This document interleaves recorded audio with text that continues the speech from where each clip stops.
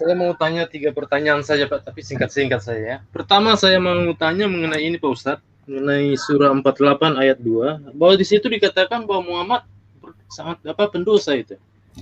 Dia pendosa dan dia di dalam posisi bukan di jalan yang lurus ya.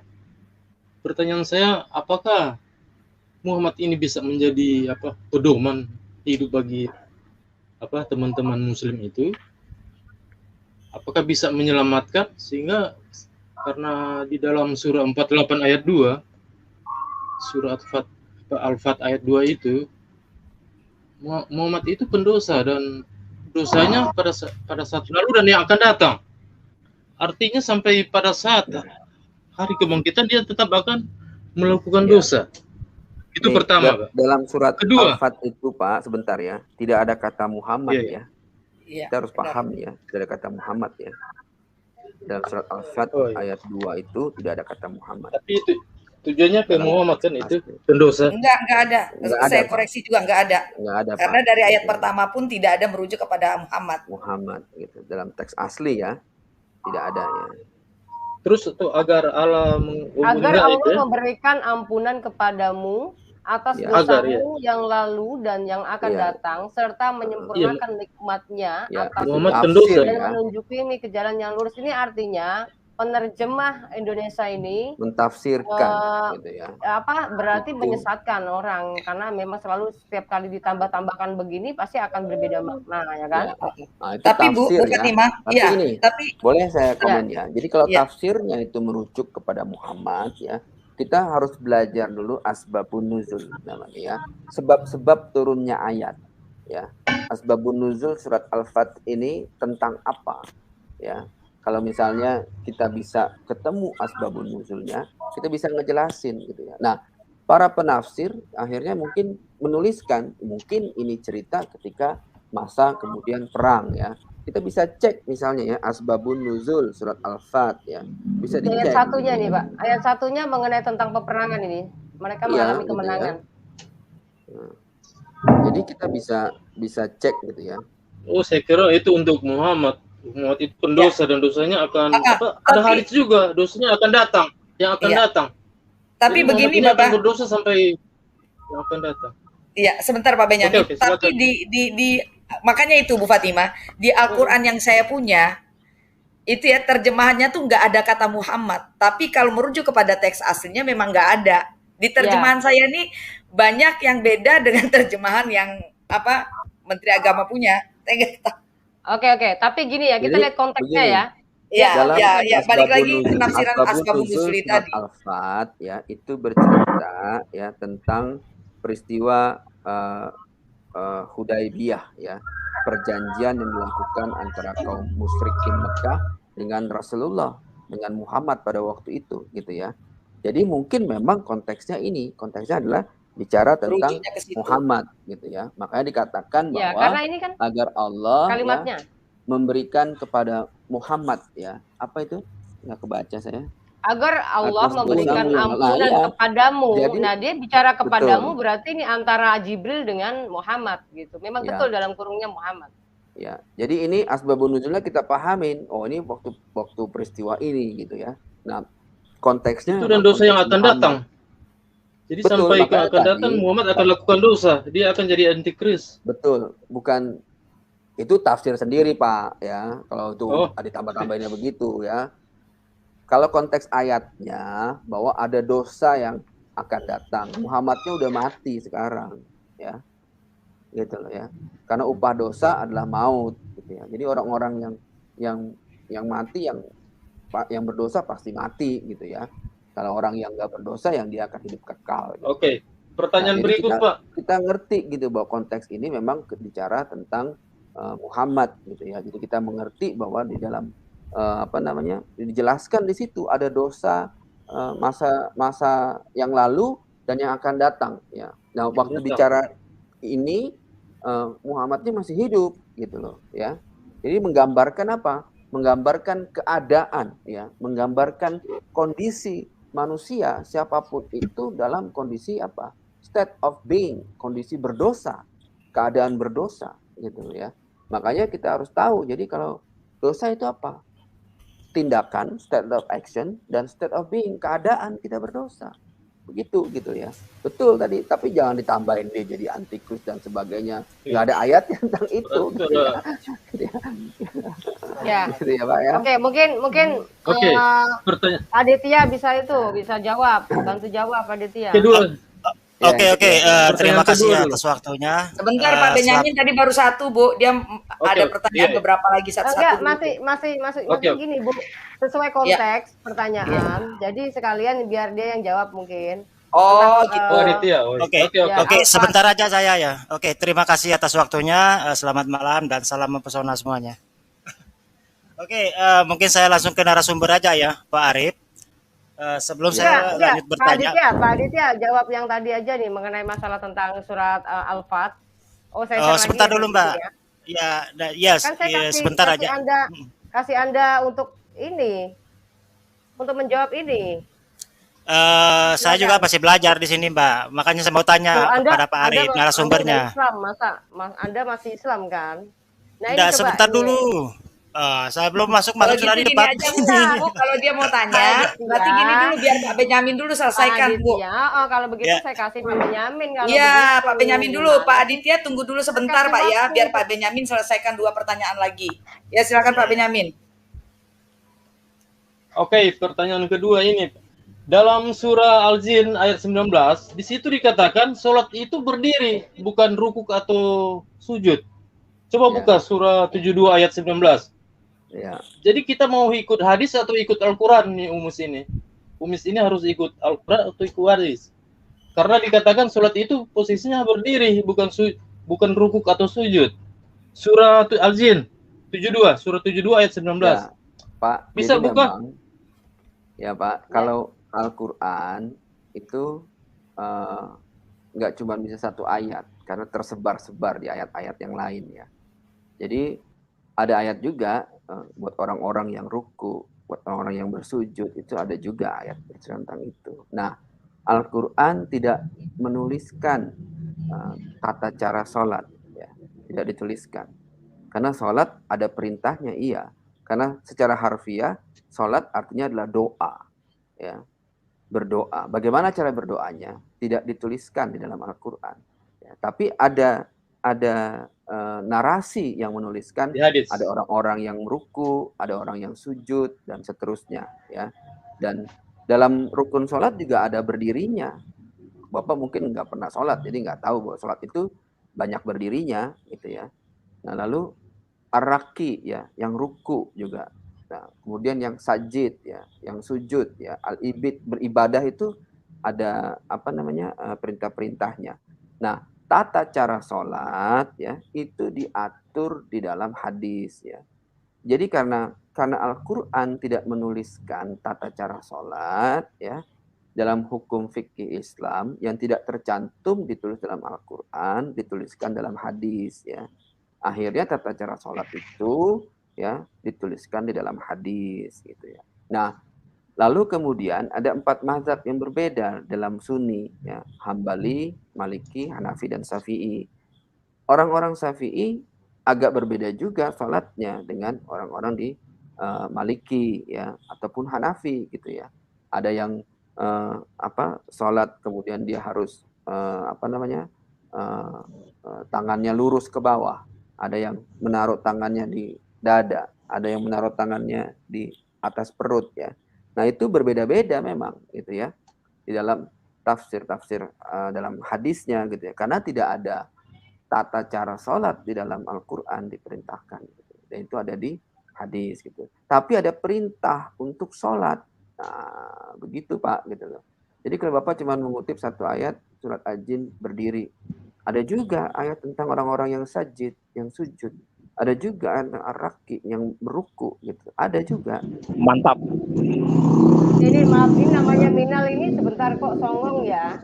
Kamu kan saya mute supaya jangan berisik. Kok kamu buka-bukain belum waktunya ngomong? Pak Arif lagi ngomong. Ya. Oh iya, maaf. Sorry. Pak Benyamin begitu apa? Ya, oke. Pertanyaan berikut ya, Ibu Fatimah. Pertanyaan berikut surah 20. Fatimah, saya sebentar aja, Fatimah. Boleh? Surat terakhir. Saya tunggu. Surat terakhir, Pak Benyamin, silahkan. Pertanyaan terakhir. Ini ayat untuk membatalkan kenabian Muhammad. Surah 29 ayat 27. Situ Allah katakan bahwa jalur kenabian itu hanya dari Abraham, Ishak, dan Yakub. Boleh Bapak baca? Ibu Fatimah boleh bentangkan surah 29 ayat 27. Ini pertanyaan terakhir. Ini akan membatalkan kenabian. Surah 29 ayat Al-Quran. Oh, di berapa? Berapa? Surah 29 ayat 27. Surah laba-laba. Al-Ankabut, Bu, Al-Ankabut. Iya, laba-laba ayat 27. 29 ayat 27. Surat laba-laba ayat 27. Ya. Jadi sini Allah membatalkan kenabian Muhammad. Karena di situ dikatakan jalur kenabian itu hanya dari Abraham, Ishak, dan Yakub, bukan jalur Ismail. Ayat berapa tadi, Pak? Ayat berapa? Ayat 27. 27? Itu ayatnya, Pak, tidak mengatakan jalur kenabian hanya, ya, enggak bercerita tentang itu. Sekali lagi kita harus ngerti asbabun nuzul. Coba baca Ibu Fatimah. Saya bukan membela saudara-saudara Muslim ya, tapi kalau kita mengutip ayat kita harus mengerti konteksnya. Ya, ayat ini bercerita bahwa Allah menganugerahkan ya kenabian, jalur kenabian dari Ishak dan Yakub. Dari keturunan. Iya, dan keturunannya gitu ya. Tapi tidak bercerita bahwa itu tidak memberikan itu kepada yang lain gitu ya. Nah, ini ya. Nah, harus kita pahamin ya bahwa kenabian itu kalau kita hari ini adalah bagian dari kejawatan ya. Jawatan kenabian ya. Jadi kita harus paham bahwa itu adalah karunia dari Roh Kudus gitu ya. Nah, ini bercerita gitu ya. Konteksnya apa? Asbabun nuzulnya sekali lagi kita harus pahamin gitu ya.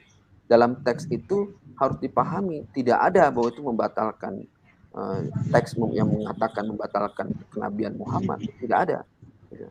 Tapi bercerita bahwa dari jalur Ishak ya itu ada garis kenabian. Ngerti nggak? Beda nggak? Beda ngerti nggak maksudnya ya? Gitu, Abraham, Ishak, Yakub. Iya, dari garis Ishak, Abraham. Oke, saya baca ulang ya. Dan kami anugerahkan kepada Ibrahim, Ishak, dan Yakub, dan kami jadikan kenabian dan kitab kepada keturunannya, dan kami berikan kepadanya balasannya di dunia, dan sesungguhnya dia di akhirat termasuk orang yang saleh.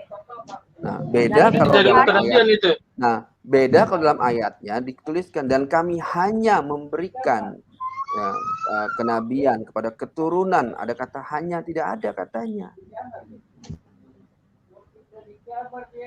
Oke, giliran saya lagi Pak, sebentar aja saya soalnya. Oke. Gitu ya. Boleh Pak ya? Silakan Adit. Oke, ditutup dulu Pak, sudah ada penjelasan. Ya, oke. Terima kasih Bu Fatimah. Oke, sebagai seorang terima kasih atas waktunya Mbak Fatimah Sakdia ya. Saya ingin bertanya ke Pak Arif aja ya, karena Pak Arif ini beliau ini kan selaku narasumber. Tapi sebelum saya lanjut bertanya, saya ingin menanyakan dulu Bapak. Bapak itu keyakinannya apa Pak? Islam, Kristen atau apa Pak? Ingin tahu saya. Kalau dari sudut pandang kenegaraan, saya Kristen Pak. Oh, jangan sudut pandang kenegaraan. Oh, iyalah. Yang tegas gitu loh Pak, nggak boleh bulat soalnya. Loh, iyalah. Kalau dari sudut, karena status agama itu negara yang buat, bukannya Tuhan saya yang buat. Oke. Kalau Bapak itu posisinya itu, Yesus itu apa Pak? Ya oke, menurut Bapak itu posisinya Yesus itu Tuhan apa bukan Pak? Nih saya kasih tahu ya, Yesus pertama, dia adalah nabi, dia adalah rasul, dia adalah guru, dia adalah dokter dari segala dokter, dia adalah tabib. Tapi yang paling utama lagi, siapakah dia?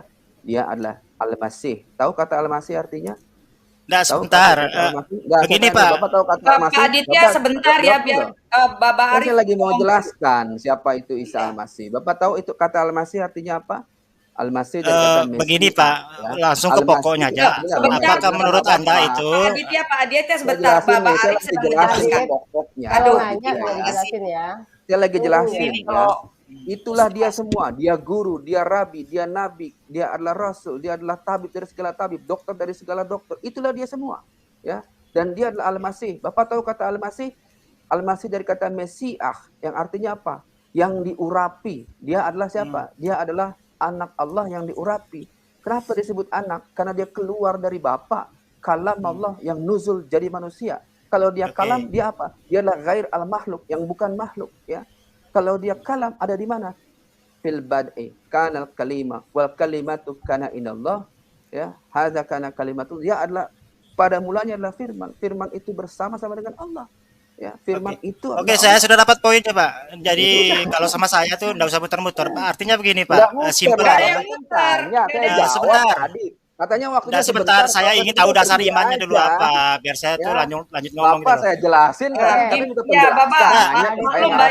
Ya. Kalau Bapak bisa menjelaskan, jelaskan. Ternyata Bapak kan nanya ke saya. Bagian saya menjelaskan, didengar saja jelasan saya. Oke, maksud saya begini, Pak, tolong didengar sedikit aja, simpel kok pertanyaan saya, enggak berat. Apakah menurut Bapak itu Yesus itu sesembahan atau gimana, Pak? Jelas tadi saya bilang sudah jawab. Bapak aja yang mungkin awam tidak paham. Kalau dia adalah kalam Allah. Enggak usah pakai awam, tak. Yesus itu sesembahan atau bukan, Pak? Itu aja sih. Pak Adit, dari tadi Anda sudah dijelaskan oleh Pak Adit. Saya udah jawab. Sudah dijawab. Dia sebagai nabi, dia sebagai nabi, dia sebagai Bapak ya. guru. Oke, berarti menurut Pak Arif ini Yesus itu dengan Allah itu sama, Pak ya? Loh, bukan masalah sama, ya memang dia satu. Sama berarti, Pak ya? Berarti Bapak itu tertolak ya kalau menyekutukan Allah. Karena apa? Kalaupun Bapak sebentar dulu. Ada begini, jangan ketawa dulu, Bro, ya. Anda itu mendistorsi kitab saya, ya. Sementara Anda tidak meyakini kitab saya. Kalau mau beriman dengan Al-Qur'an. Pak Aditya sebentar, biar Bapak ngomong dulu. Sudahlah ya. Sudah ya. Kalau ente nggak percaya ya nggak ada masalah ya. Tapi nggak usah ngomong-ngomong mendistorsi segala macam. Itu pilihan iman gitu loh. Jangan-jangan pemahaman ente yang awam yang terdistorsi, tidak bisa memahami hakikat ya. Isa al-Masih siapa? Itu bukan pilihan iman, Pak, tetapi menista agama itu, Pak. Dalam Islam itu tidak ada toleransi. Yang mana yang lebih menista lagi? Kalau misalnya gimana sih? Yesus orang mana, Aditya? Yesus orang mana? Gitu loh. Enggak, kalau Kristen aja, Pak. Anda mau tanya apa? Memang Kristen. Aduh, ini nih umat menyanjung agama ini parah, Bapak. Ya begitu, menyanjung agama. Ya, kalau Kristen jangan mencari pembenaran ketuhanan Yesus dalam Al-Qur'an, Pak, karena akan tertolak. Sekarang begini, ente ngaku pendeta, pakai nama pendeta. Itu penistaan bukan? Padahal ente bukan dari Kristen. Ayo. PDT itu bukan pendeta, Pak. Pendekar dari timur itu artinya. Pendekar dari timur artinya. Enggak ada ya. Intinya kan pendekar.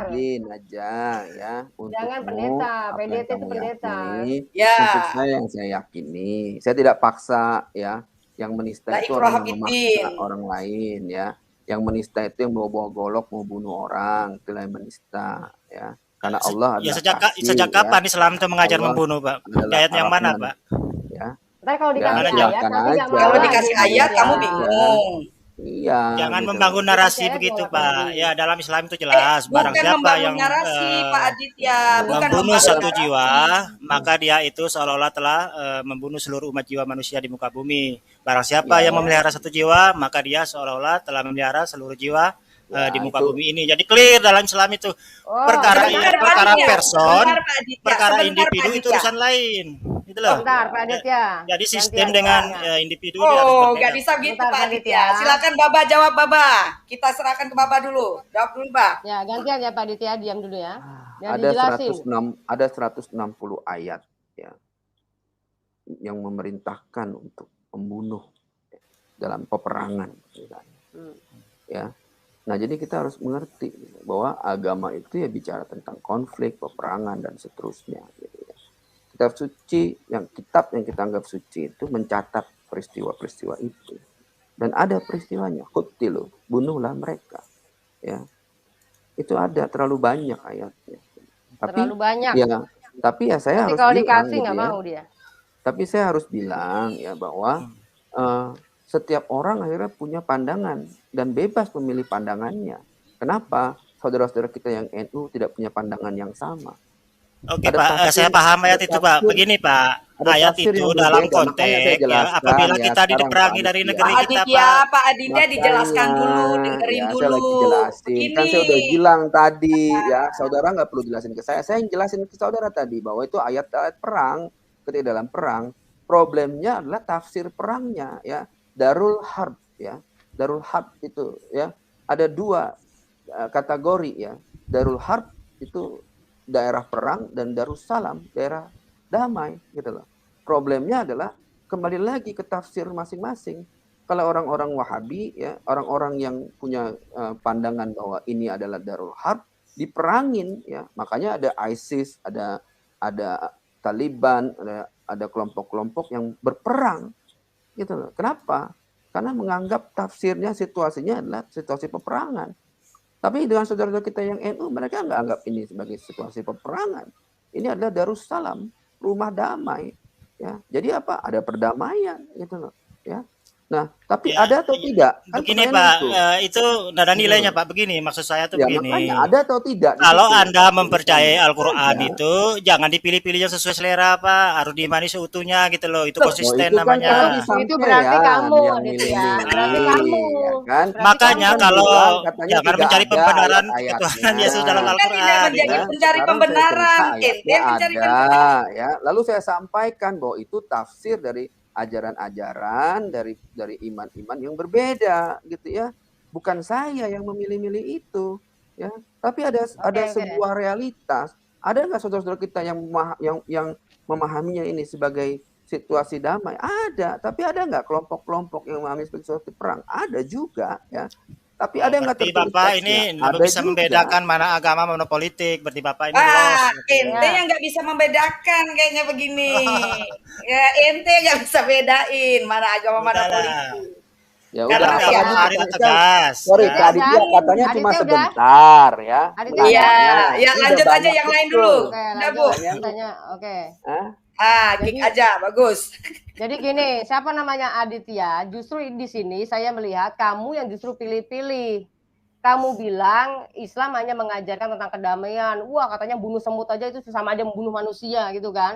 Tetapi ketika ada ayat perang, nanti kalau saya sodorkan ada puluhan itu di situ, nanti kamu bilang oh itu sudah nggak laku gitu nanti. Nah itu namanya kamu hanya memilih ayat-ayat yang kamu sukai sesuai udelmu. Iya, berarti kebalik, bukan Baba yang pilih-pilih, dia yang pilih-pilih kan begitu. Ya, makanya apalagi saya jelaskan tadi ya. Secara teks itu ada tertulis, tapi ada tafsir berbeda. Saudara-saudara kita yang dari Syafi'i ya, dari Nahdlatul Ulama, mereka punya pandangan berbeda dengan kelompok-kelompok yang menafsirkan ini sebagai situasi perang dan semua harus dibunuhin gitu ya. Beda tafsirnya gitu loh ya. Jadi makanya ada hubul waton minal iman ya Bapak ya. Iya gitu loh. Jadi ada pandangan-pandangan ya di dalam itulah makanya agama itu jadi polemik karena pandangan yang aslinya bahwa itu harusnya tidak berlaku ya diberlakukan. Wah itu kan bahaya gitu ya. Membunuh orang tuh udah nggak berlaku lagi harusnya. Kenapa? Karena kita nggak dalam situasi perang ya. Tapi itu diberlakukan. Wah itu ngeri jadinya gitu ya. Jadi kita tahu bahwa ada kelompok-kelompok yang berusaha membawa ini ke dalam sebuah tafsir ya. Kenapa? Tafsir dari pandangan mereka. Ya seperti saya bilang bahwa ada mazhab-mazhab yang memang punya pandangan keras ya. Terutama dari mazhabnya kelompok-kelompoknya yang mempercayai dan mengikuti pengajaran-pengajaran dari Imam Hambali ya. Nah itu cukup keras ya. Mungkin itu ya dari saya ya. Iya ya, betul. Makanya teman-teman muslim ini harus sadar yang namanya kitab penyempurna harusnya sudah sempurna paketannya ya. Sepaket. Kalau seandainya dia sempurna, nggak diimani lagi, misalnya oh ini ayat itu sudah nggak laku, jangan mengklaim itu kitab penyempurna, apalagi mengkait-kaitkan kitab yang diimani oleh umat Kristen dan Yahudi berasal dari bangsa Israel. Itu kan fakta sejarahnya di bangsa Israel. Nah, kenapa Kristen ini lebih cenderung memberikan penjelasan dan meluruskan atas perbedaan pemahaman dari Al-Quran kepada Alkitab yang dari bangsa Israel. Bukan berarti kami terus mengemis-ngemis kitabmu, tidak ya. Adit tadi salah. Kristen itu wajib banget untuk meluruskan karena kalian itu membelokkan fakta sejarah dari bangsa Israel menjadi berbeda dan pada akhirnya sengketa.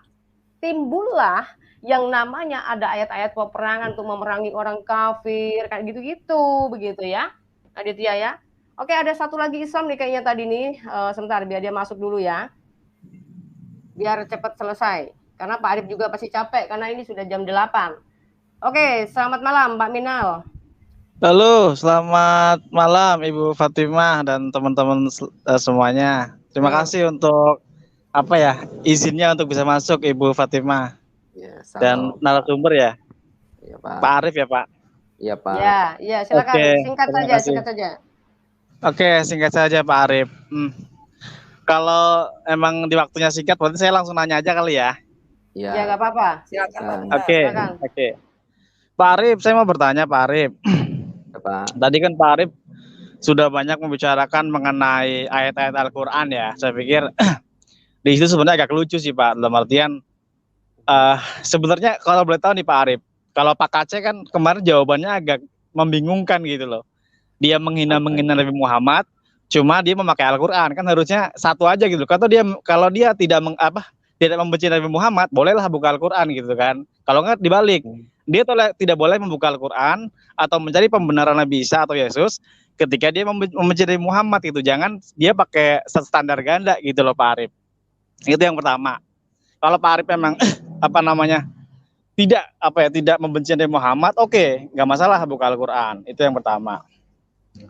Yang kedua Pak Arif, kalau yang pertama ya, saya nggak punya alasan untuk membenci siapapun. Ya, dari tadi Pak Arif nggak ada membahas itu. Dari tadi saya jelasin, saya luruskan teman-teman yang punya pandangan yang berbeda dan salah gitu, misalnya mentakwilkan Al-Quran ya, yang nggak mengerti asbabun nuzulnya ya. Saya tidak membenci siapapun karena Tuhan saya Isa Al-Masih mengajarkan untuk mengasihi sesama manusia siapapun. Halo Pak Arif. Ya Pak. Ya Pak Minal. Bisa saya potong sebentar Pak? Sebentar ya, Pak Minal, bentar ya. Sebentar Pak Minal, sebentar. Ini tadi yang dibahas oleh Pak Arif. Kenapa Pak Arif menyangkutkan dengan Al-Quran ya? Itu karena membahas tentang ma'rifatul. Tahu ma'rifatullah? Ma'rifatullah. Tahu nggak ma'rifatullah? Oh iya, itu mengenal Allah Bu. Nah, cuman gini loh Bu Fatimah, dalam artian bagaimana sih pandangan ma'rifatullah dari sudut pandang Injil gitu loh. Harusnya kan gitu yang dibahas. Cuma nggak masalah. Intinya kan tadi jawabannya sudah jelas. Pak Arif tidak. Kedua-duanya dari dibahas. Ya, dua-duanya saya sandingkan tadi, dan perspektif Al-Quran. Makanya ngikutin dari awal. Pak Minal tadi melihat awal ya, dua-duanya ada ayatnya juga sama. Kenapa ya? Karena lebih dulu teks Injil ditulis 500 tahun sebelum teks Al-Quran ditulis ya. Jadi kalau misalnya kita nggak boleh mengutip Al-Quran, ada teks-teks Al-Injil dan Alkitab dan Taurat dan Zabur yang ada dalam Al-Quran. Lebih dulu itu ditulis gitu sebelum Al-Quran. Jadi nggak boleh mengatakan kita nggak boleh mentakwilkan dari sana ya. Itu ayat-ayat yang saya kutip juga ayat-ayat dari Injil yang ditulis lagi di dalam Al-Quran. Ayat-ayat dari kitab-kitabullah, dari Taurat, wa Zabur, wa Injil yang dituliskan lagi dalam Al-Quran. Jadi masa saya nggak boleh, itu kitabullah. Betul. Ya. Setuju. Oke Pak Arif, saya punya pertanyaan begini Pak Arif. Sebenarnya menurut pandangan Pak Arif nih, Pak Arif kan orang intelek nih, saya lihat gitu kan. Itu Islam itu gimana Pak? Dalam artian dibenarkan atau tidak dibenarkan Pak agama ini gitu? Ya kan? Pertanyaannya satu dulu gitu Pak. Ya. Menurut Bapak, menurut Pak Arif gitu. Karena gini Pak Arif, sorry. Jadi gini Pak, karena kan tadi Pak Arif, Isa itu adalah Tuhan gitu kan. Nah, Pak Arif kan sudah membaca Al-Quran nih Pak. Pasti tahu dong Pak, ayat yang berbunyi Al-Maidah surat berapa gitu kan. Dan kafirlah orang-orang yang mengatakan bahwa Allah itu di antara yang 3 gitu kan. Iya. Pak Arif kan harusnya kan tahu ayat itu gitu kan. Nah, itu jadi intinya Islam itu gimana menurut Pak Arif, apakah salah atau gimana tadi gitu? Jelasin kan, kafirlah orang yang mengatakan bahwa Allah itu di antara yang 3. Betul ayat itu. Karena Allah tidak di antara yang 3. Allah bukan salah satu dari yang 3. Allah adalah ketiga-tiganya. Ayat itu itu sama. Itu satu. Lah iyalah, bukan satu dari yang tiga. Tidak. Iya, benar. Karena ayat itu mengatakan itu berarti di antara yang salah dengan ayat itu. Salah. Pak Minal, gini. Karena Allah bentar, adalah Pak Minal. Kalau dijelaskan, santai dulu aja ya Pak Minal ya. Biar kan ada kan bertanya. Betul, makanya tadi kan ayat itu kan bilang Allah salah satu dari yang tiga. Kafir. Betul, kita nggak mengatakan itu. Allah tidak salah satu dari yang tiga. Bukan salah satu, benar. Bukan. Allah adalah Bapa, Anak, dan Roh Kudus. Iya. Jadi pengertian teksnya ada 3 oknum Pak menurut saya, Pak. Ya, bukan salah satu dari yang tiga, benar. Ya, berarti kan ayat itu betul kan, tidak salah. Karena kami nggak pernah ngakuin Allah salah satu dari yang tiga. Karena Allah adalah Bapa, Anak, dan Roh Kudus.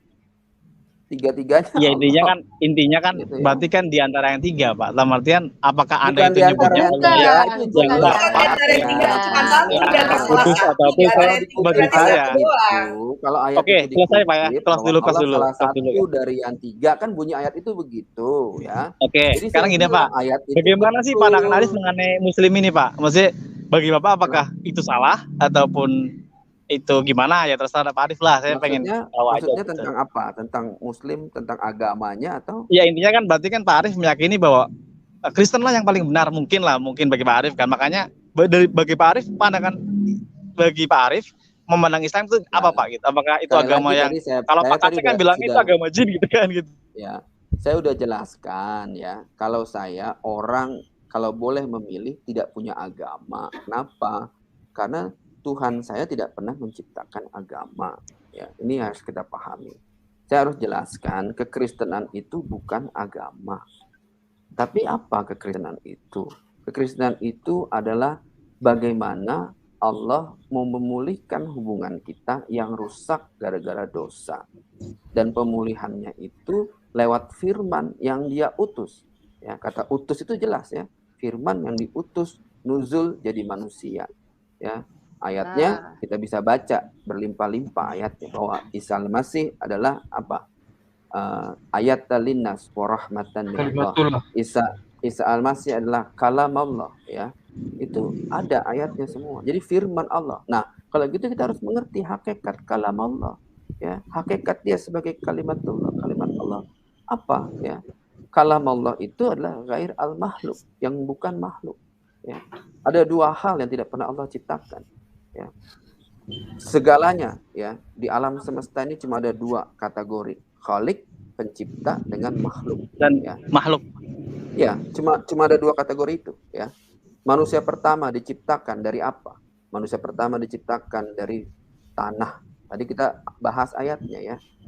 Manusia kedua diciptakan dari apa? Dari rusuk manusia pertama. Manusia ketiga diciptakan dari apa? Insan ya, dari benih manusia pertama. Dan mohon maaf Arif ya, dan seterusnya. Makanya saya mau jelasin dulu kan. Menal, dijelasin dulu Dian dulu Menal. Nanti kamu nanti akan tanya ulang. Gitu ya. Nah, lalu ada manusia ya. Makanya kita disebut Bani Adam, anak cucu Adam. Tapi ada manusia tidak diciptakan dari tanah. Ada manusia tidak diciptakan dari rusuk manusia pertama. Ada manusia tidak diciptakan dari benih manusia pertama. Sebenarnya secara kata, secara teks dia tidak bisa disebut Bani Adam. Tidak bisa disebut sebagai manusia. Kenapa? Karena dia tidak dicipta. Siapakah dia? Sebenarnya dia nggak bisa masuk kategori makhluk. Kenapa? Karena dia tidak tercipta. Dari mana dia? Langsung keluar dari Allah, nuzul jadi manusia. Dialah siapa? Isa al-Masih ya. Kalam Adam pun demikian, Pak. Yang nuzul, Adam tidak, Adam dicipta dari tanah. Tadi kan saya jelaskan ya, waktu Allah menciptakan dari tanah liat kering yang diberi bentuk ya, faida sawaituhu wa nafakhtu fihi min ruhi, katanya. Ada ayat surat Al-Hijr jelas ya. Adam tidak diciptakan dari firman, tidak ya. Tapi Isa al-Masih ya tidak tercipta. Kenapa? Dia firman Allah yang nuzul. Baca di surat Ali Imran ya. Itu jelas ya, gitu, bahwa disebutkan bahwa dia adalah kalam Allah ya,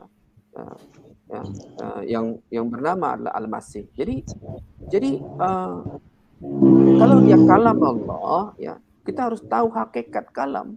Hakikatnya firman Allah apa?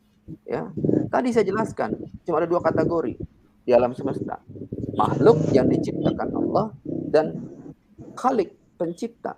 Ya, segalanya diciptakan oleh firman. Kalau Isa al-Masih adalah firman Allah, berarti segalanya diciptakan lewat dia.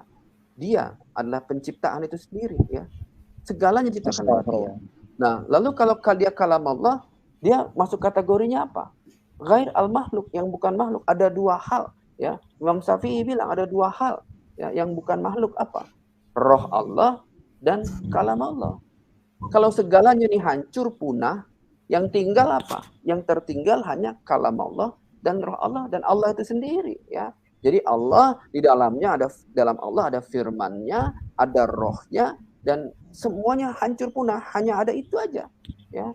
Kalam Allah itu kekal selama-lamanya. Dia kalam nafsi, ya.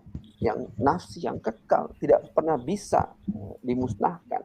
Kenapa? Karena dia hakikatnya adalah ghair al-makhluk, yang bukan makhluk. Makhluk semuanya hancur. Langitnya nanti hancur, buminya hancur, tapi Allah kekal.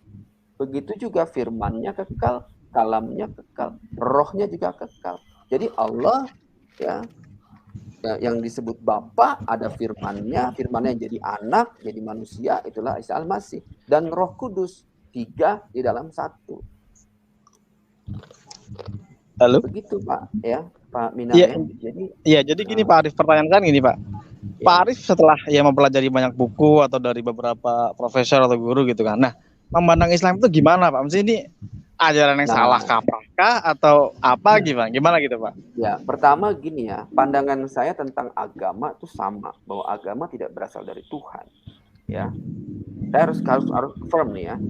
Ya, agama itu cara manusia untuk apa? Menemukan Tuhan, dan caranya itu membelit-belit. Ya, agama itu berhubungan dengan apa? Dengan kekuasaan, dengan politik, ya. Agama itu berhubungan dengan peperangan, ya. Gitu loh. Jadi kita harus ngerti gitu ya. Tapi hakikatnya, tadi kita ngomongin substansi ma'rifatullah, itu bukan pengenalan tentang agama, tapi tentang apa? Tentang Allahnya utuh, ya. Nah, kalau kita baca dalam ayat-ayat di dalam Al-Qur'an sendiri, la ikraha fid din, qad tabayyana rusdu minal ghayy. Faman yakfur bit-taghut wa yu'min billahi faqad istamsaka bil urwatil wuthqa la infisamallaha wallahu samii'un alim. Udah ya jelas ya, tidak ada paksaan dalam agama, enggak ada ya. Udah jelas antara yang hak dengan yang batil itu udah jelas gitu ya. Ente mau mabok setiap hari itu pilihan. Konsekuensinya ada. Konsekuensinya neraka ya.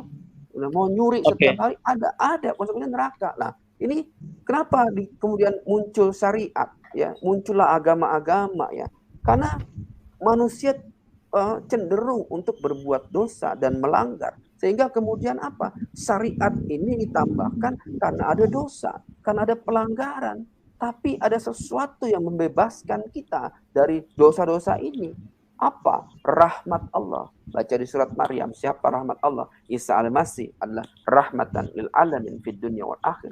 Kalau rahmat adalah kasih sayangnya Allah, ya, berarti Isa al-Masih adalah kasih sayangnya Allah. Dia adalah rahmat bagi kita.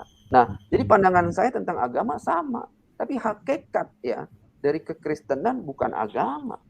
Hakikat dari kekristenan adalah pemulihan hubungan kita yang rusak akibat dosa, dan kita dipulihkan lagi, ya, dengan siapa? Dengan Allah. Lewat siapa? Lewat Al-Masih sebagai perantaranya. Gitu ya. Jadi gimana? Iya, Pak Arif. Gimana? Iya. Halo? Jadi ya denger ya. Pandangan jadi saya, gini, Pak.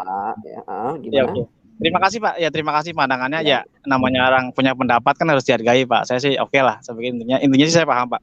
Tapi ini mohon maaf Pak Arif ya. Saya sebelumnya mohon maaf.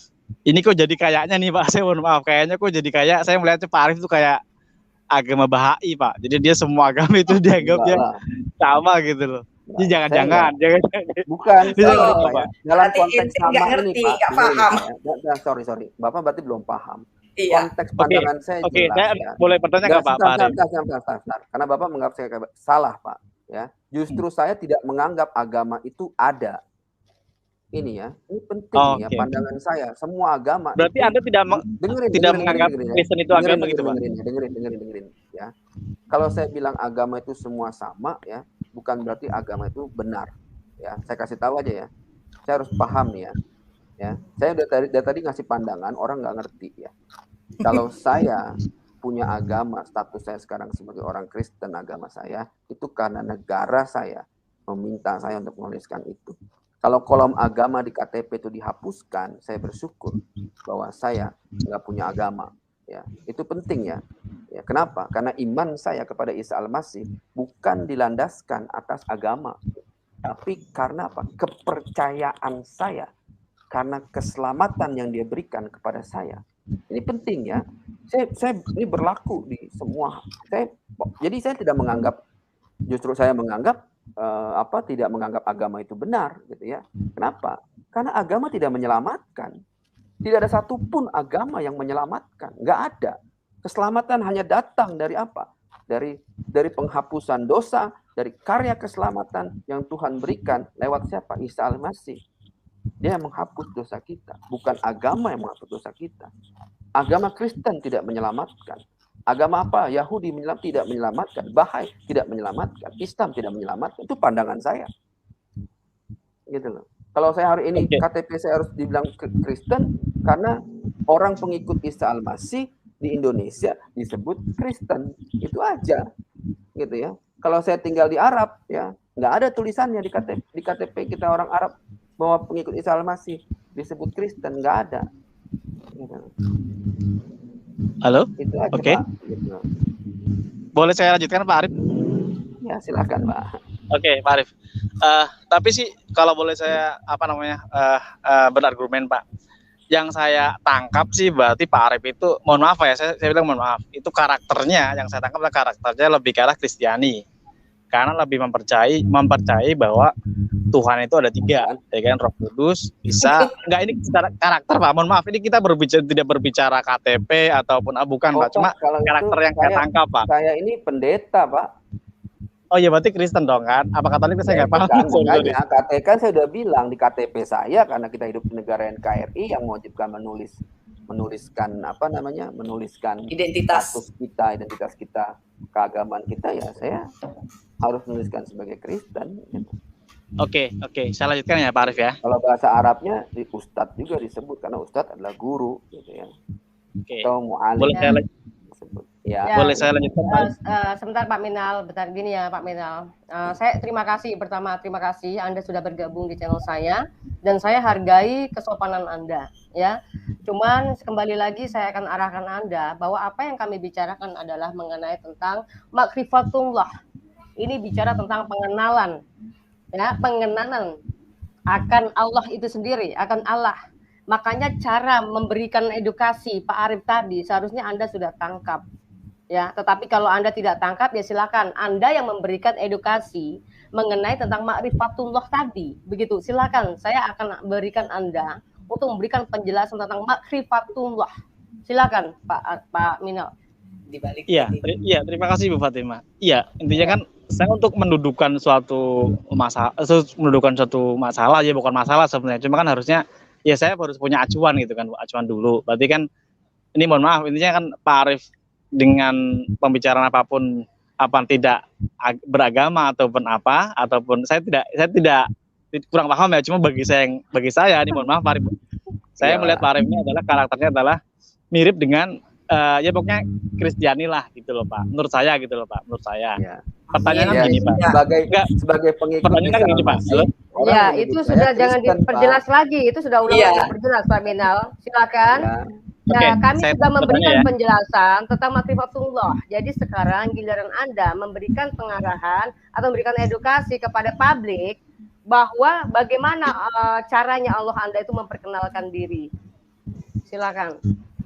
Iya, sebenarnya kan gini Bu, dalam artian kalau bagi saya seorang Muslim ya, sumber hukum lah ya, kita bicara langsung hukum aja deh ya kan, yang gampang.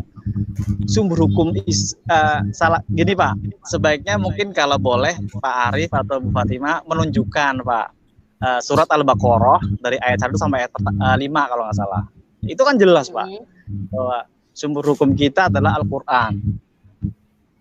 Ciri-ciri orang beriman adalah dia mempercayai Allah, gitu, adanya Allah. Beriman ya, bukan Islam ya.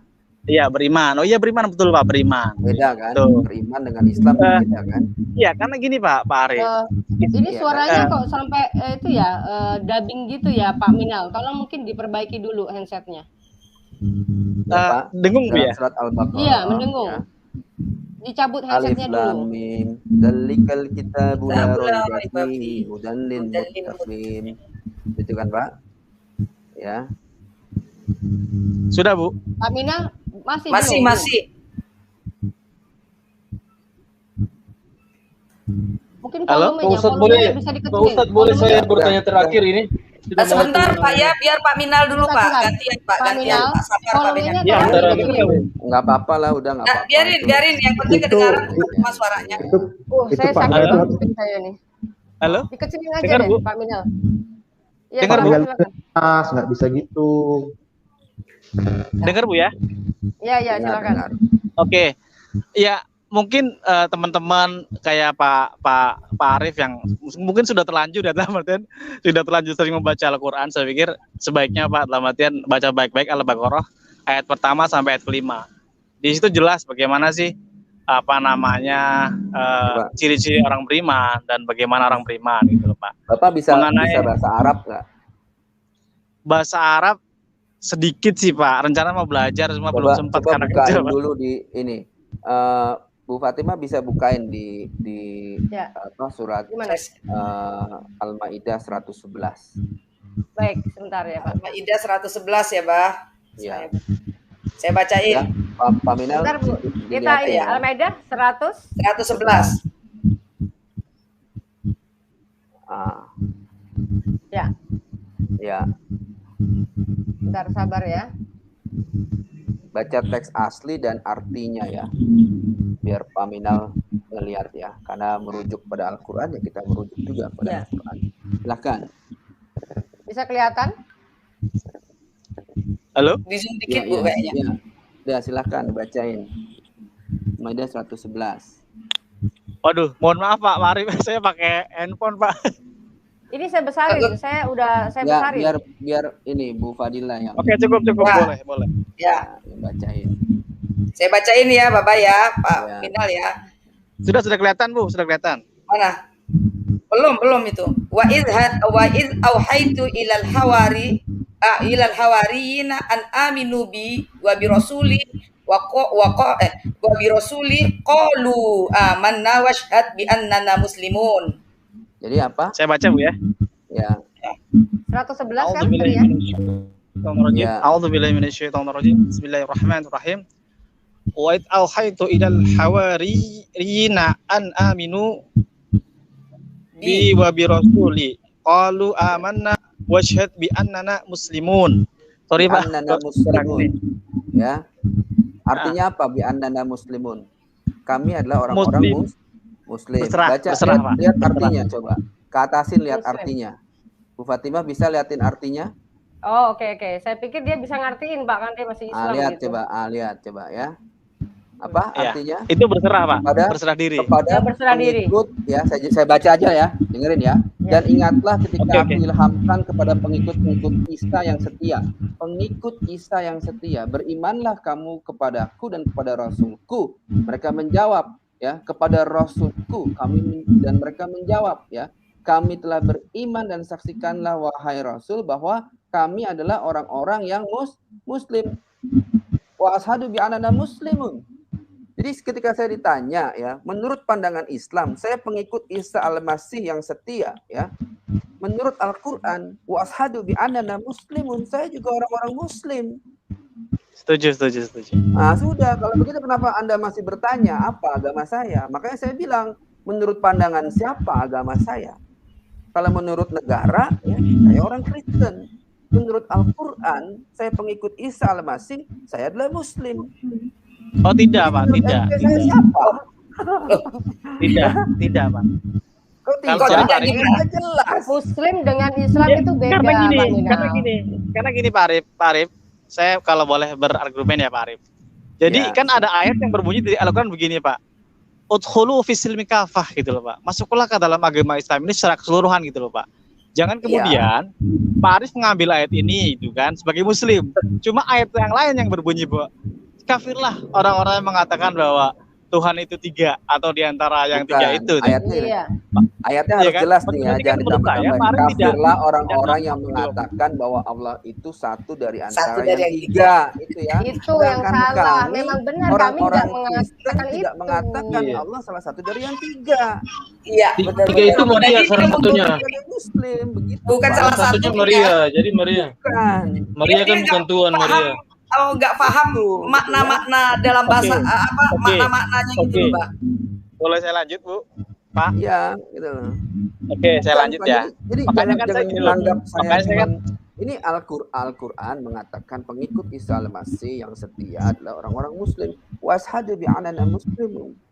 Saya harus berkata bahwa saya Muslim. Mohon maaf, gitu. Ya. Jadi ya saya perjelas lagi sedikit, Pak. Kalau kami Kristen Koptik ya di Mesir itu sering menyebutkan wa nahnu muslimin. Biasa begitu kalau di Koptik juga bilang muslimin, muslimun karena memang orang yang berserah gitu loh. Ya.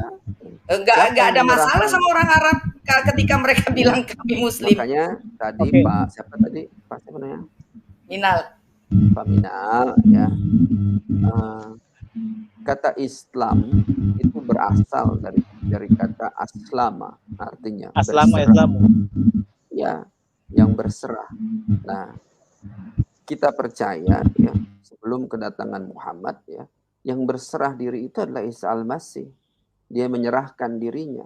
Injil menulis itu. Dan kita harus percaya kepada Injil. Ya. Oh, Isa Al-Masih aslama, menyerahkan dirinya. Ya. Sehingga kemudian orang-orang kita sebagai murid-muridnya juga orang-orang yang Muslim. Ya. Kata terakhir dia waktu di dalam bahasa Aramik itu. Karena kata itu juga artinya sempurna. Gitu. Jadi bagaimana? Ya. Yang pertama-tama menyerahkan dirinya untuk menghapus dosa manusia. Siapa? Al-Masih. Dia orang yang aslama. Makanya saya berani mengklaim. Ya, kalau ditanya, orang tanya konteksnya yang mana. Kalau menurut Al-Quran, pengikutnya dia termasuk saya adalah Muslim. Mohon maaf. Ya, tapi kalau ditanya menurut negara, ya, di KTP saya Kristen, Pak. Gitu ya. Makanya kalau ada wacana untuk menghapuskan kolom agama di KTP, ya saya bersyukur. Gitu ya. Itu aja. Gitu ya. Oke ya, Pak. Siapa tadi lupa lagi? Pak Minal. Oke, udah jelas ya, Pak Minal.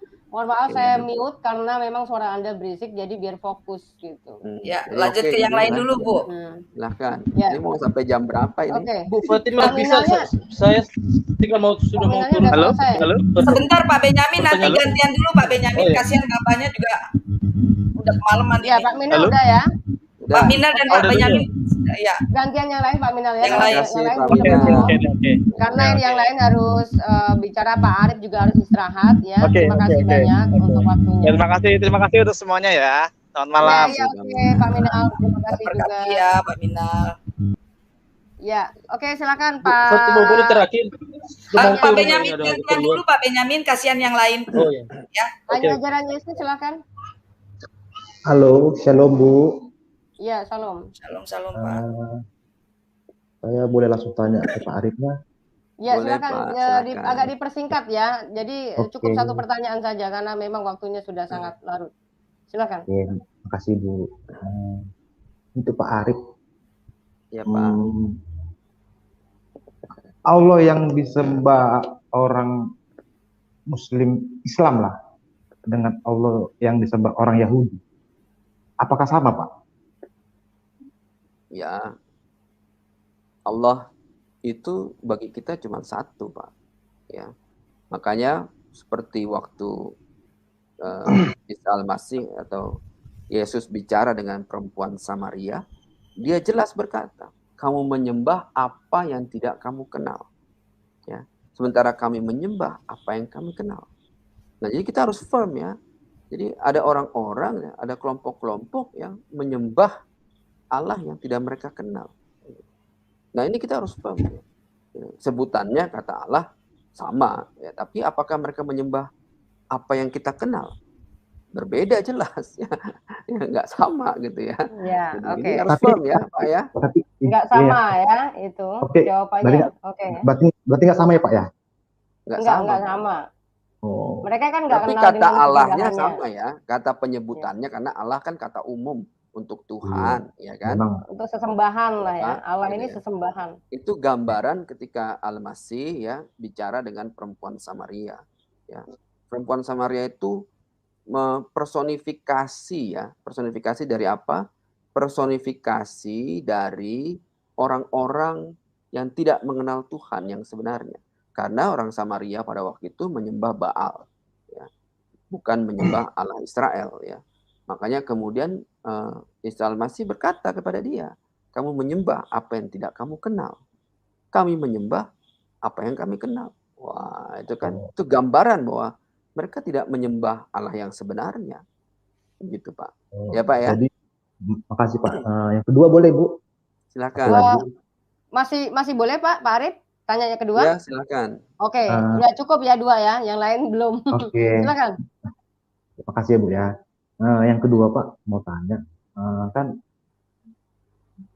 orang Muslim beranggapan Al-Quran itu kan perkataan Allah yang disampaikan ke Jibril dan disampaikan Jibril lagi ke Muhammad, dan perkataan Muhammad itu ditulis oleh para sahabat-sahabatnya ya, dan dijadikanlah Al-Quran. Kira-kira seperti itulah Pak konsepnya. Iya, betul. Jadi, apakah benar Pak itu firman Tuhan yang sejati yang di Al-Quran itu Pak? Bagaimana Pak? Apakah benar itu firman Tuhan yang sejati yang di dalam Al-Quran itu? Firman apa? Firman Tuhan yang sejati yang dalam Al-Quran itu. Oh, kalau kita sejarah ya, kita harus tarik sejarah ya, bahwa perjanjian lama yang kita sebut hari ini sebagai perjanjian lama ya, itu dari Pentateuch, 5 kitab Musa, kitab Nabi-Nabi sampai ke Meliaki sudah ditulis ya, itu yang disebut Taurat ya. Taurat Zabur ya. Sudah ditulis lebih dulu ribuan tahun ya. Nah, lalu kemudian Injil sendiri ya, perkataan Yesus yang kemudian ditulis oleh murid-muridnya ya. Itu sudah ditulis di abad pertama ya. Nah, akhirnya ya, kita harus tahu ya, waktu Yesus hidup ya, tidak ada kitab Injil. Karena Yesus adalah Injil itu sendiri. Lalu dari mana Yesus mengajar? Ya, Yesus mengajar dari semua yang tertulis dari perjanjian lama. Ya, dia mengajar kitab Musa, Pentateuch. Dia mengajar dari Mazmur, dari Zabur, ya, sampai kitab Nabi Yesaya, sampai ke Meliaki. Dia mengajar dari sana. Ya, nah, jadi kita tahu ya apa yang diajarkannya dia. Itulah kemudian firman yang hidup yang kemudian dituliskan oleh murid-muridnya, jadilah Injil. Jadi tidak ada Injil itu diberikan kepada Isa Al-Masih, tidak ada ya, tapi dia adalah Injil yang hidup. Nah, 500 tahun kemudian ya, ada teks ya, ada teksnya tentang apa? Tentang Al-Qur'an dituliskan ya, yang di dalamnya juga mengandung konten-konten yang sudah ditulis sebelumnya ya. Misalnya apa?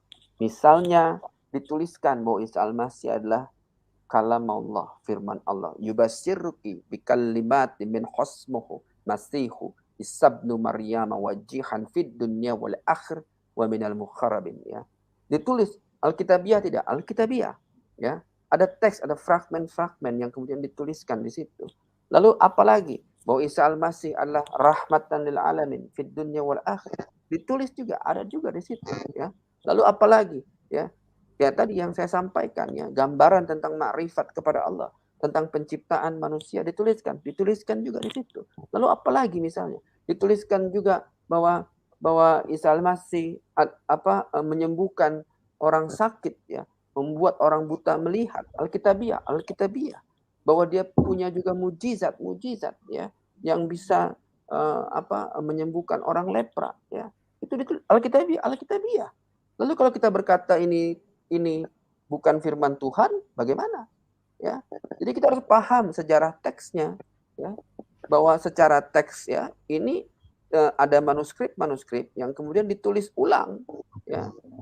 Ya tidak heran kalau kemudian ada perbedaan-perbedaan. Karena apa? ada dekadensi, ada jeda waktu selama 500 tahun ya. Baru kemudian akhirnya ada perbedaan-perbedaan ya. Lalu cerita ketika Musa keluar dari Mesir, ada juga ya. Lalu cerita ketika Musa berhadapan dengan Allah dan melihat semak api yang terbakar di Sinai, ada juga ya. Lalu kita bilang ini bukan teks-teks dari manuskrip. Kita harus balik ke kritik teks sejarah ya, bahwa teks tertua di dalam Islam baru di abad ke-5. Sementara teks tertua di dalam bahasa Ibrani sudah 3000 tahun sebelumnya. Gitu ya. Jadi bagaimana? Ya ini pasti ada ada teks yang kita yakini sebagai firman Allah ya di dalam perjanjian lama ataupun dalam perjanjian baru yang akhirnya ditulis di dalam Al-Quran. Kita nggak bisa mengatakan bahwa teks-teks yang banyak yang merupakan kutipan ya kalau boleh bilang ya dari teks-teks dalam perjanjian lama dan perjanjian baru ini bukan firman Tuhan. Ada gitu ya. Jadi bagaimana? Ya kan gitu ya. Kalau kita harus lihat dari sudut pandang sejarah ya ada teks-teksnya ada di situ gitu. Ya. Emang tidak lengkap dan tidak utuh ya, dan ada beberapa yang konteksnya jadi berbeda ya. Misalnya apa? Misalnya Maryam dengan Miriam ya. Dikatakan ibunya Yesus Maryam sama dengan Miriam, saudara perempuannya Harun ya, atau saudaranya Musa ya. Jadi di situ kita lihat ini ada mungkin secara kalau kita berani angkat keluar dalam konteks yang kritik teks ya, kita bisa tahu bahwa ada kesalahan penulisan. Kenapa? Kalau Maryam dengan Miriamnya Musa adalah orang yang sama, berarti ibunya Yesus itu perawan tertua sedunia, hidup berapa ribu tahun ya. Karena ada jeda waktu ya. Itu kesalahan teks ya. Kesalahan kalau kita sudut pandang dari kritik teks ya. Kita harus angkat ini keluar lagi. Kita bisa lihat gitu ya. Nah, jadi ya nggak heran gitu ya. Tapi bagaimana kita mengklasifikasikannya ya? Makanya di Al-Qur'an itu ditulis. Kalau ada yang tidak tertulis di dalam Al-Qur'an, kembali kepada apa? Kembali kepada kitab-kitab sebelumnya. Ya, Injil, Zabur, Taurat. Bagaimana kita tahu itu firman Allah? Ada konfirmasi. Di dalam apa? Konfirmasi di dalam kitab-kitab sebelumnya. Begitu. Kalau nggak ada, ya berarti bukan. Ya. Kalau misalnya tadi, apakah Miriam dengan Maryam sama? Oh, beda. Oh, itu mungkin salah penulisan, gitu ya. Tidak bisa diklasifikasi, dikonkursus sebagai manuskrip, sebagai scripture, sebagai firman, gitu ya. Yang salah penulisan, gitu ya. Tapi substansinya sama, ya. Nggak, kalau substansinya berbeda, apalagi ya nggak bisa, gitu ya. Karena kalau dari Tuhan nggak mungkin salah, begitu Pak ya. Misalnya ayatnya, kayak tadi saya sampaikan ya, yubasyiruki bikalimatin min husmuhu masihu, firmannya Allah, namanya Al-Masih ya, begitu. Gitu. Ya Pak ya. Paham. Ya oke. Berarti Al-Quran yang mengkutip sebagian isi Alkitab. Kira-kira seperti itu Pak ya? Iya. Oke. Kita lanjutkan lagi ya. Nanti panjang lagi, kita sudah mau tutup. Kita kasih kesempatan yang lain dulu Pak ya. Ya, makasih. Pak Margari Jackson, silakan. Margari Jackson T. Ya, waktu singkat. Pak Margari Jackson. Oke, kalau gitu langsung ke Pak Gareng, silakan Pak Gareng. Terima kasih. Salam Pak Arif, Bu Fatimah, Bu Fadilah. Salam. Ya, menarik tadi. Iya, terima kasih. Menarik tadi ketika Pak Arif menyatakan bahwa semua agama sama, tapi dalam arti Pak Arif sendiri tidak memegang agama sebagai satu jalan untuk penyelamatan, Mbak ya. Iya. Kita kan lagi ngomongin tentang Fatullah ya. Ma'rifatullah dalam terminologi bahasa Jawa kan boleh dibilang sebagai manunggaling kawula Gusti. Kalau ma'rifat sendiri dalam agama Islam bagi penganut sufi yang saya sendiri meyakini bahwa sufi ini sebenarnya bukan asli dari Islam ya. Kalau menurut saya atau mungkin orang-orang yang gelisah mencari untuk menemukan wajah Allah yang sebenarnya ya, orang sufi. Iya. Ma'rifatullah ya, seperti tadi di judul video ini juga pengenalan terhadap Allah gitu ya.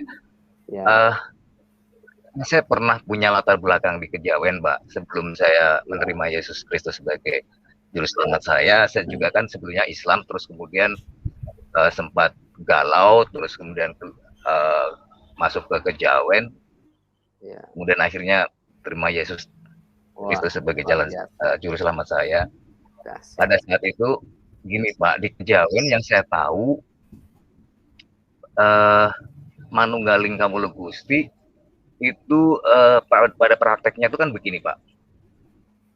Ketika melakukan meditasi atau katakanlah tapa brata ya, itu kan ada satu kondisi yang namanya disebut samadhi. Samadhi ini bukan bukan perilaku ya, tapi ini kondisi atau keadaan.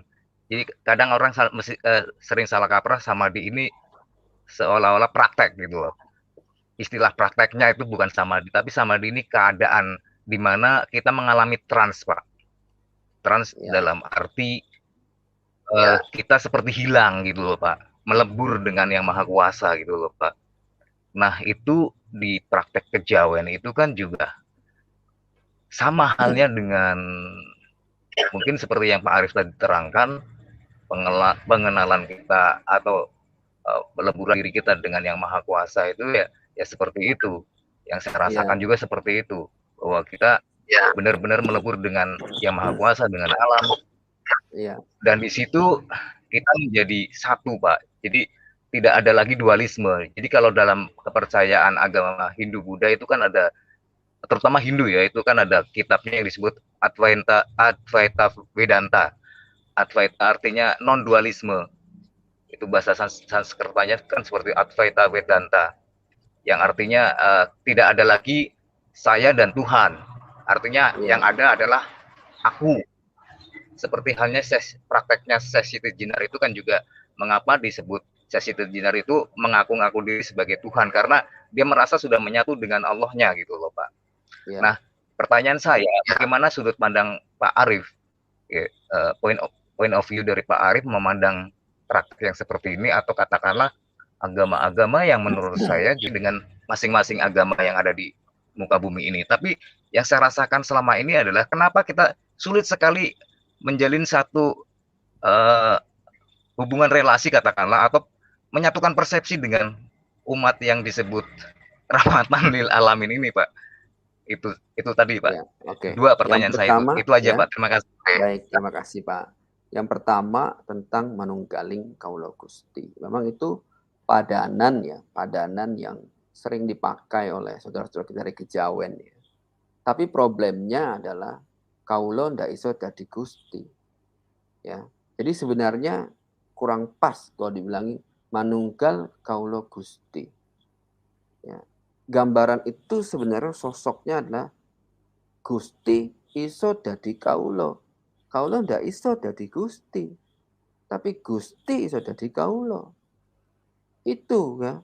Nah, problemnya kalau kita manunggaling Kawula Gusti, kalau kita menyatu dengan Allah, ya, Allah wa'ana, Allah ada di dalam saya, Allah ada di dalamku, ya. Kita sampai ke titik tertinggi yaitu ma'rifat, pengenalan yang utuh, dan Allah tinggal di dalam kita. Syaratnya apa? Sedangkan kita ini penuh dengan dosa. Ya.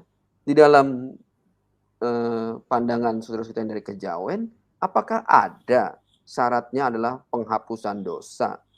Kalau kita masih berdosa dalam bentuk zahir kita nggak akan bisa manunggal dengan Allah. Karena Allah itu kudus ya. Dan dia hanya bisa tinggal di tempat yang kudus ya. Dan dia mau tinggal di dalam kita. Dalam kekristenan jelas ya, bahwa Allah mau tinggal di tempat ya, yang dia bangun, yang dia ciptakan dengan tangannya sendiri. Dia bertanya kepada manusia, rumah seperti apa yang mau kamu bangun untukku? Langit adalah senderan kepalaku dan bumi adalah tumpuan kakiku. Mau bangun seperti apa, kata Allah? Kalau langit senderan kepalaku. kita berpikir bahwa rumahnya Allah itu adalah di gedung-gedung tempat ibadah. Tidak. Ya. Allah bilang apa? Aku mau tinggal di tempat yang aku bangun dengan tanganku sendiri. Ya. Siapa yang dibangun dengan tangannya Allah? Kita dibentuk dan dibangun oleh tangannya Allah sendiri. Ya. Nah, tapi syaratnya apa? Ini yang kita pertanyakan ke saudara-saudara kita. Ya. Syaratnya kalau Allah mau tinggal di dalam kita, sedangkan kita penuh dengan dosa, ya, harus ada penghapusan dosa. Ya. Bagaimana dosa kita bisa dihapus? Ya. Satu-satunya jalan adalah ya lewat Isa Al-Masih, lewat pengantara itu, lewat Mesiah ya, yang mengambil dosa kita. Ya. Bagaimana caranya dia? Makanya ma'rifatullah itu pengenalan akan Allah harus utuh ya, harus kafah. Kafahnya apa? Tahu bahwa kalau kita mau Allah tinggal di dalam kita, ya, berarti harus ada pekerjaan keselamatan, karya keselamatan. Nah, karya keselamatan itu harus pekerjaan ilahi, tidak bisa pekerjaan manusia. Karena ayatnya tadi kita baca, kalau dia cuma manusia biasa, manusia tidak akan bisa menghapus dosa sesamanya, gitu ya. Biarpun untuk kerabat yang tidak bisa, ya. Lalu syaratnya apa? Syaratnya adalah harus ada yang tidak berdosa, yang keluar langsung dari Allah, ya, yang maha kudus, ya, yang tidak punya cacat, tidak punya dosa, dia nuzul jadi manusia, ya. Kemudian apa? Yang tidak punya dosa itu tidak mungkin mati. Tapi kenapa Al-Masih mati? Nah, ini ya. Kita baca di kitab Yohanes ayat 10, ya, jelas ya. Tidak ada seorang pun mengambilnya dariku, ya. Dia tidak ada seorang pun mengambil nyawanya, ya. Tapi aku berkuasa menyerahkannya dan mengambilnya kembali. Inilah pekerjaan yang aku terima, tugas yang aku terima dari Bapakku, katanya. Dia nuzul karena dia tahu ya, nubuatan nabi-nabi harus digenapin. Mesias Al-Masih harus menderita. Mesias harus tersiksa menanggung dosa manusia, ya. Tapi hakikat dia yang ilahi, tidak mungkin dia mati. Tapi dia harus mati untuk apa? Upah dosa adalah maut. Dosanya harus dikalahkan, dosanya harus dihapus, mautnya harus dikalahkan, ya. Jadi dia nuzul jadi manusia, ya. Dan dia mengambil dosa kita. Ada pertukaran yang terjadi ya dengan dosa ya, yang kita yang berdosa kemudian ditukar dengan kematiannya dia yang ilahi ya. Kemudian dia harus bangkit mengalahkan maut ya. Kalau dia nggak bangkit-bangkit nggak ada gunanya kita percaya sama dia. Nah, disitulah ada transaksi ketika ada fase penghapusan dosa ya. Kalau kita punya konsep manunggaling kaula Gusti, tapi nggak ada konsep penghapusan dosa, bagaimana mungkin Tuhan mau manunggal sama kita yang penuh dengan dosa ya, yang jasmani ini ya, yang begitu penuh dengan kedagingan. Tuhan nggak bisa. Tuhan tidak berkenan dengan orang-orang yang hidup dalam kedagingan. Yang hidup dengan kedagingan adalah seteru Allah. Dia tuliskan begitu, Rasul Paulus jelasin sama kita ya. Gitu. Jadi nggak bisa ya, dia nggak berkenan. Jadi bagaimana? Harus ada pertukaran ya, ada cleansing, ada penghapusan dosa ya. Dosa kita ya harus diambil, dihapuskan oleh Isa Al-Masih ya. Makanya kemudian kita yang hidup di zaman sekarang hidup dengan iman. Iman terhadap apa? Iman terhadap penghapusan dosa yang dilakukan oleh Isa Al-Masih. Itu adalah karya keselamatan ya. Sehingga ketika dosa kita dihapus, diambil oleh dia ya, dan dia bangkit mengalahkan maut, dosanya dihapus, mautnya dikalahkan ya. Lalu kemudian kita bisa makrifat dengan Allah. Ada syaratnya gitu ya. Makanya kemudian kita harus paham gitu. Kalau manunggaling kaula Gusti, tapi nggak ada konsepsi penghapusan dosa, bagaimana mungkin kita manunggal dengan Allah? Ya, nggak bisa kita manunggal dengan Gusti kalau masih hidup di dalam dosa, masih ada dosa yang menempel dengan kita, nggak bisa. Ini adalah kesempurnaan ya. Jadi hakikatnya apa ya? Harus sempurna juga, harus kudus juga. Agar apa? Agar Allah bisa tinggal diam di dalam kita. Ya, Allahu ana ya. Aku ada di dalam engkau, engkau ada di dalam aku. Aku ada di dalam dia, dia ada di dalam aku. Allahu ana. Manunggal Gusti. Ya. Yang pertama, Gustinya dadi kaulo. Gustinya dadi manusia. Ya. Lalu yang kedua, kitanya dihapus dosanya agar kita bisa manunggal dengan Allah. Ya, dengan Gusti, ma'rifatullah, mengenal Allah yang sebenarnya. Syaratnya apa? Harus ada penghapusan dosa. Kalau nggak ada, nggak akan bisa. Itu gitu. Makanya kemudian orang-orang seperti Siti Jenar ya dianggap sesat ya. Kenapa? Karena konsepsinya bukan tentang semadinya, kemudian dia terangkat dan menyatu. Itu ritualisme jadinya. Tetap aja gitu ya. Sedangkan hakikatnya penghapusan dosanya nggak ada. Lagui, sia-sia, nggak bisa gitu ya. Itu ya Pak ya. Jadi harus ada penghapusan dosa, baru kemudian kita bisa manunggal gitu. Baru kita bisa ma'rifat, mengenal Allah ya. Sungguh ya suatu keindahan yang luar biasa ya, ketika kita betul-betul bisa hidup di dalam Allah. Waduh, dahsyat sekali. Dan Allah di dalam kita. Waduh, itu luar biasa. Begitu Pak. Oke. Kemudian Oke Pak Gareng, cukup ya? Yang terakhir tadi. Yang terakhir apa? Ya. Yang terakhir tadi, kenapa kita sulit sekali untuk menyatukan persepsi dengan agama sebelah yang saya maksud adalah agama Islam ya. Ya, jangankan dengan agama sebelah. Menurut Bapak, menurut Pak Arif, menurut Pak Arif, adakah kebenaran dari ayat-ayat suci Al-Quran, dari sekian banyak ayat, sekian banyak surat, satu saja atau beberapa ayat atau surat yang menurut Pak Arif benar? Kalau tidak, boleh Pak sedikit dijelaskan. Ya, tadi jadi begini kan, jangankan dengan agama sebelah, dengan agama Kristen, sesama Kristen aja udah banyak pandangan dan pendapat yang berbeda-beda ya, dan bukan yang aneh gitu ya. Dan memang, tapi Tuhan akan kembalikan ke hakikat semuanya.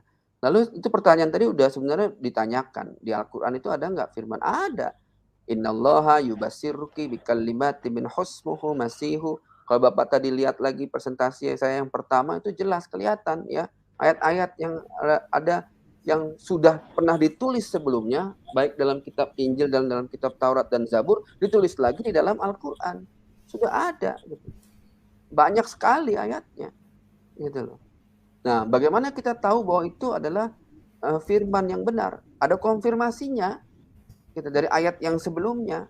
Ada nggak ayat ini di Injil? Ada nggak ayat ini di Taurat, Zabur? Ada, ya ada. Ya, jadi kita tahu gitu ya, bahwa memang ada konfirmasinya. Dan kita nggak bisa bilang itu salah ya. Kenapa? Kayak misalnya tadi, ada ayat bahwa Isa al-Masih adalah firman Allah, ada. Ayat bahwa dia menyembuhkan orang buta, ada. Menghidupkan orang mati, ada. Alkitabiah. Itu ya. Ya Pak ya. Gitu ya. Jadi kita pandang secara teks ya, kita lihat ya bahwa ada gitu loh. Dan masa mau kita bantah itu kan nggak mungkin kita bantah. Yang lain yang mungkin tidak ada ya itulah yang nggak ada gitu ya. Gitu. Oke, Pak Arif ada yang nanya tadi, Pak Arif punya channel nggak katanya? Nggak punya, saya nggak punya channel. Oke, teman-teman, jadi Pak Arif tidak punya channel. Beliau biasa memang malah melintang kemana-mana. Gitu. Galilea paling banyak ya, Bapak ya? Ya, Galilea Network atau di GKRI. Kalau bisa mungkin nanti bisa kesini lagi ya Pak, karena memang sepertinya mereka sangat antusias untuk mendengarkan edukasi Bapak. Luar biasa. Ya. Lanjut ke Pak Israel langsung ya Bu ya? Pak Israel ya, kita terakhir ya. Pak Israel. Saya langsung penutup aja ya. Ya, Shalom Bu Fatima, Bu Fadila, Pak Arif, sama Bro Gareng. Halo. Kalau saya sih yang tadi mengenai siminal ya. Sebenarnya kalau Bapak menjelaskan ke dia sebenarnya sayang Pak waktunya. Kenapa? Qurannya belum direvisi Pak. Kan masih bukti 2.500 lagi. Dijelasin tak berubah lagi Pak. Gitu. Kalau ya gitu. Nah terusnya kalau untuk siminal bilang KC munafik, menyuri ayat Quran misalnya begitu kan. Nah kalau saya bilang yang munafik siapa? Islam, Pak Aceh umurnya berapa? Islam umurnya berapa? Dia juga menghina kafir pakai produk kafir gitu. Sebenarnya yang munafik siapa kalau di situnya? Dan kedua, dan kalau misalnya Islam itu diajarkan untuk membela agama Islam, nah sekarang Qurannya jelas-jelas direvisi sama Arab. Tapi nggak ada yang unjuk rasa. Sebenarnya yang mereka bela Arab apa Quran? Pertanyaannya kan di sana. Kalau nggak ada Quran, gimana bisa ada Islam? Nah, sekarang Qurannya direvisi, tapi nggak ada yang unjuk rasa ke Arab kek, lempar molotov kek, ke dubes. Direvisi gitu. Gimana, Pak? Itu nggak tahu dari Arab itu ada, Pak. Bapak cari aja yang pakai bahasa Inggris, Pak. Dia di CNN, Pak. Yang bahasa Inggris. Ntar tuh linknya ada tuh. Kalau terjemahan di Indonesia kata-kata iya, terjemahan katanya itu yang direvisi. Yang dirubah. Iya, yang dirubah. Di Indonesia kalau kan begitu. Enggak, kalau di Arab diubahnya kan pasti Qurannya, Pak, bukan terjemahannya. Soalnya di Arab kan sendiri. Asumsi ya. Kalau kita ngomong di Indonesia, ya terjemahannya dalam teks asli itu sering berbeda. Itu aja kalau yang saya tahu. Jadi kalau misalnya begitu, jadi kita boleh ngomong pukul 99,999% orang Indonesia nggak ngerti Arab dong, Pak? Bukan, ya saya nggak bisa bilang 99% orang Indonesia ngerti Arab ya. Sebagian besar para penafsir Al-Qur'an ya, yang mungkin baca, karena orang Indonesia bisa ngaji belum tentu ngerti artinya, gitu ya. Jadi kan disuruh baca doang, Pak, bukan disuruh terjemahin. Ya makanya ada penafsir yang kemudian menuliskannya dan jadi beda versi gitu ya. Nah, kakek saya Ilyas Bandaro Sati Jambek, beliau adalah salah satu penerjemah Al-Qur'an untuk Angkatan Darat tahun 1964 sampai 69 kalau nggak salah. Masih ada di rumah saya, masih ada mungkin itu Al-Qur'an terjemahannya dia. Dan itu tidak ada tafsir kalau dia, karena dia nggak berani mentafsirkan. Itu betul-betul terjemahan. Yang di CNN kemarin kayaknya kata-kata deh, Pak, kata-kata di Quran saya nggak tahu. Belum. Linknya ntar bahasa Inggris deh, coba itu Bu Fadila ada kayaknya. Nah di situ sih, Pak, jadi kayak model si Aditya yang nantang-nantang kayak debat-debat gitu, sebenarnya saya seneng sih. Kenapa saya seneng? Karena mereka itu tafsiran, Pak. Kalau debatnya debat kusir, saya nggak suka. Kayak tadi misalnya, saya udah jelasin, tapi karena mungkin dia nggak ngerti-ngerti, jadi ya nggak ada gunanya juga kita. Iya. Bukan nggak ngerti-ngerti, Pak, nggak mau ngerti, Pak. Karena jadi nggak ada gunanya juga kita mendebat orang yang awam gitu ya. Dan juga kalau kita ya setuju, kita fokus aja dengan pengajarannya gitu. Itu aja sih kalau dari saya, Pak, ya. Iya, soalnya kalau saya ngeliatin kan mereka selalu bawa label pendeta evangelis. Nah gitu, waktu kemarin kan saya sama Bu Uti kan juga tiba-tiba Bu Uti bilang ya udah besok aja kamu sama Nandar, kita berdua selawan Nandar sama Aristo. Nah mereka dua-duanya nggak mau lawan saya, Pak. Saya bingung. Sebenarnya saya mah orangnya nggak malas pakai ayat ya, Pak, ya, karena puyeng, terlalu banyak mesti dipikirin. Ayat ini, ayat itu, nah gitu. Saya sebenarnya tidak begitu suka perdebatan ya, karena biasanya ujung-ujungnya itu nyari benar salah gitu ya. Tapi kalau misalnya kita pengajaran seperti sekarang, kita buka ya tentang apa yang sebenarnya tertulis dan apa yang sebenarnya dimaksud ya, itu lebih bisa membuka dan membangun jembatan ke saudara-saudara kita gitu ya. Kalau sebisa mungkin sih memang ada orang-orang yang dipakai dengan untuk seperti itu gitu ya, untuk berdebat dan sebagainya. Tapi ya saya hanya memberikan pandangan gitu ya. Kalaupun teman-temannya nggak terima ya itu pilihan aja gitu. Kalau mau terima ya alhamdulillah kan gitu kan. Iya, pertama saya juga begitu, Pak. Maksudnya saya bercoba untuk menjelaskan gitu loh. Cuman akhirnya bukannya kita dapat bukan dapat jawaban-jawaban, malah dapat hujatan. Nah di situ kan yang kita bikin kayaknya kayak debat sama orang gila gitu loh, Pak. Nggak tahu hurufnya. Saya bilang tadi kan mending nggak usah berdebat. Oke. Iya, jadi tapi makanya kalau udah 3 jam ini kita. Iya, tapi kalau tapi kalau menurut saya, jadi saya malasnya debat ayat, mendingan debat realita. Kalau debat realita ya lebih seru gitu loh, Pak. Soalnya kalau ayat kan sama-sama bisa menghayal, gitu. Kalau saya lebih suka fokus pada pengajarannya aja. Oh ya. Oke, siap. Ya. Ya, kita udah mau tutup ya. Buat teman-teman semuanya.